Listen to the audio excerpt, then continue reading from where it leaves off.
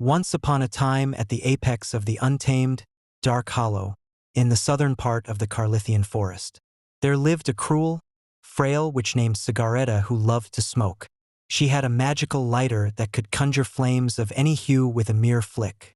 This lighter was her most prized possession, bestowed to her by Renlon the blacksmith and son's heir.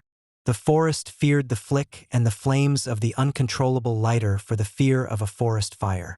One sunny morning as Cigaretta was flicking while flitting about the forest, after an unneeded smoke break, she decided to take a nap under a giant oak tree. When she woke, she needed to smoke again and realized her lighter was missing. Panic-stricken, she searched high and low, but it was nowhere to be found and could not be replaced because her coinage always ran low. Distraught, Cigaretta flew to her friend Judicious, the Judithian queen of the whiskey bees, for help. Armed with her swarm of buzzed bees, from the Texas hollows to the Knoxfield woods to join in the search.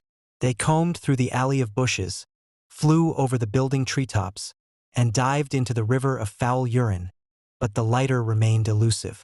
As night fell, Cigaretta, having smoking withdrawals, sat by the weeping willows, with tears welling up in her eyes.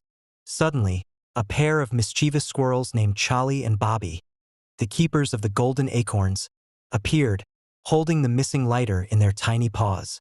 They took it from her, hiding it under a pile of leaves at Squirrely's Bend, and were about to destroy it, to save the forest from a future threat. Realizing their mistake, the squirrels handed the lighter back to Cigaretta, apologizing for their actions. Cigaretta forgave them, grateful to have her precious possession back.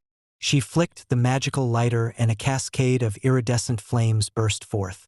The colorful flames created a magnificent display that danced in the night sky, lighting up the dark hollow as she took a well-needed puff.